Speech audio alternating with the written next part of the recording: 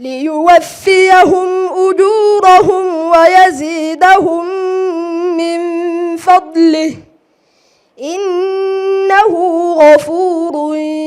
شكور. madarasada imaamu muslim iyo cismaan binu cafaan oo ka mid ah malcaamadaha qadiimiga ee 20kii sane u dambeeyey soo saarayay ardayda xifdida kitaabka quraanka kariimka ayaa munaasabadu qabtay 51 arday oo ka kala baxay madarasadahaasi kuwaas oo bartay xifdinta quraanka kariimka. munaasabadan ardayda shahaadooyinka lagu guddoonsiinayay waxa ka soo qayb galay mas'uuliyiinta madarasadahaasi isuduwaa wasaaradda diinta iyo awqaafta xildhibaan Fuaad Cabdiweyd oo ka tirsan golaha deegaanka culimo u diin waalidiin iyo marti sharaf kale. ugu horeyna waxa halkaasi ka hadlay Sheekh Cabdi Jimcaale oo ka tirsan mas'uuliyiinta madarasada imaamu muslim iyo cismaan binu cafaan. waxaan u hambaliyeynayaa ardaydan maanta dhamaysay kitaabkii quraanka kariimka ahaa ayaanu hambalyeynaya. waxaan leeyahay hambalyo mabruuk ayaan ardayda leeyahay. juhdigii iyo dadaalkii dheeraa iyo hayaankii dheeraa ay ku jirteen runtii guul baa maanta taagan tihiin. waxaan leeyahay waa idin hambalyeynaya, allana ha idin barakeeyo. ilaahayna subxaana wa tacaala kuwii markaasi quraanka iyo cilmiga ay barteen dalkooda iyo dadkooda iyo diintoodaba ku anfaca allah idinka dhigo ayaan leeyahay. madaariska kanina runtii tacriifad badan uma baahna. waa madaaris qadiime runtii oo muddo dheer ama ilaa 20 sannadood jiilal fara badan soo saarayay. ardaydii markaasi ka qalin jebisayna maanta qaar baa dictoraa ah oo master dhaafay oo dictoraa ah runtii. marka uma baahna tacriifad badan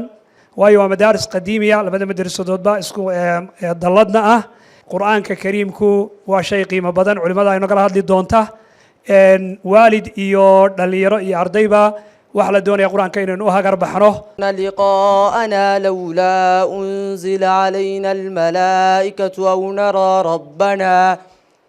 aw nara rabbana laqad istakbaru fi anfusihim wa'ataw 'utuwan kabira. القرآن آثم لأنه به الإله أنزلا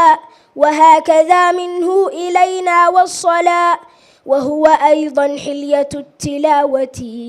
وزينة الأداء والقراءة وهو إعطاء الحروف حقها. من أقسام الحديث عدة وكل واحد أتى وحده. أولها الصحيح وهو ما اتصل إسناده ولم يشذ أو يعل يرويه عدل ضابط عن مثله معتمد في ضبطه ونقله. ودعينه أن أرضيدا قرآنكي حفظي أو إلهي سبحانه وتعالى قلوبته وكحفظي ونعمده وين إسلام لماذا كذب إلهي سبحانه وتعالى قفوسيه إنه كلام كيسي وحفظيه. waxaa muhiima markaa in ardaydaasi aanay u qaadan quraankii inay ka qalin jabiyeen. quraanka lagama qalin jabiyo, waxaa la rabaa in xalaqaad hadda la samaysto quraankii kal faatixati in loo xifdiyo. waayo culimadu waxay yiraahdaan ma taqarrara wixii lagu celceliyo waa sugmaan. runtii sharaf iyo qiimo ayay tahay inaan ka soo qayb gala xafladan. inamada intan leeg iyo hablaha intan leeg ku qalin jabinayaan ilaahay kitaabkiisii Sheekh Saciid baa dhameeyay oo qiimaha inoo sheegay quraanku leeyahay wixii dardaran muhiim ah. laakiin runtii waxa weeye maanta guul weyn intan oo dhan oo waliba caruur aad u yar baa ku jira iyo habla yar oo quraankii xafiday adduunka kale lagama helo. dariiqada aynu inagu wax u baranaa haddaynu Soomaalinahay baana ina tusaysa inay markaa dad yar quraanka ay bartaan. anigu waxaan ka mid ahay waalidka ay ardaydu qalin jabinayso. waxaan halkan ilaahay uga mahadnaqaynaa. marka hore ilaahay baan u mahadnaqaynaa. marka xigaan waxaan u mahadnaqaynaa ardaydan maanta qalin jabinaysay xifdiday quraankii kariimka bayaguna baynu marka labaad u mahadnaqaynaa. marka saddexaad waxaan u mahadnaqaynaa haddaan waalidkii nahay macallimiintii soo waxbartay ardayda tan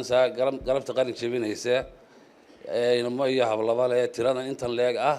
laakiin tan waalidnimo iyo jacayl aan quraanka dhamayska aan jeclaaday baan u yimi. ilaahay baa mahadda iskale halkaana keenay inteena isugu keenay hablo iyo inamaba quraanka ay dhamaynayaan inaynu ka soo qayb gallo ilaahay baa mahadda iskale mar labaad waxaan u mahad celinayaa macallimiinta cabdi jimcaale iyo cabdi siciid oo muddo badan intii ceergaabo ka mid ahaa macallimiintii qur-aanka ardayda ugu badan ee qur-aan dhammays ama qur-aan xifdida ugu badnaa waxaan leeyahay ilaahay idinka jasaaysiiyo marka ilaahay horta macallimiinta ha barakeeyo kuwooda yaryar iyo kuwii horeba alla ha barakeeyo waalidiinta ka soo qayb galay ee carruurtan ku soo tabcayna ilaahay ha barakeeyo dumar bay u badan yihiin dumarkana allaha sii barakeeyo anagu raggu waxoogaa baan yar gaabinaaye raggana allaha soo sakhiro oo ubadka ha ka daba yimaadeen haddii iskuul la joogiyo haddii malcaamada joogo hooyooyinka unba u badan si gaaraan ugu ducaynaynaa marka ardayda un baynu u hambalyaynaynaa qur-aanka ay barteen iyo xifdinta ay barteen inay dadaalkan halkaa kasii wadaan siina laban laabaan waxyaabaha kale ee markaa la xidhiidha diinta aynu iyadana aynu dhammaanteen baranno iyo bulshada kale ee kasoo qayb gashayba inaynu ka faa'iidaysano oo aynu laban laabno cilmiga uguna hambalyaynayno ardaydan qiimaha badan ee wixii ugu qiimaha badnaa baratay kaasoo ah kitaabka ilaahay kaasoo lagu liibaanayo if iyo aakhiraba marka labaad waxaan u mahadnaqayaa ama mahadcelin naga mudan macallimiinteenna oo runtii ardaydan iyo arday fara badan oo ka horreysayba soo saartay oo runtii aan anigu ka mid ahaa maraaxiishii bilowga madarasadihii aan soo maray qayb ka mida aad baan ugu mahadnaqayaa macallimiinta waxaan leeyahay ilaahay subxaana wa tacaala miisaanka xasanaadka idinku daro dadaalka iyo juhdiga aad wadaana ilaahay xasanaadkiisa maalin aad ugu baahabadintiin ha idin siiyo salaan kadib ugu horreyn ilaahay baa mahad leh isugu keenay xafladdan quruxda badan karaamadeeda iyo sharafteedana aynaan inagu qiimayn karaynin ilaahay unbay u qiimaysan tahay sababtoo ah waxaa halkan aynu ku haynaa maanta oo inala jooga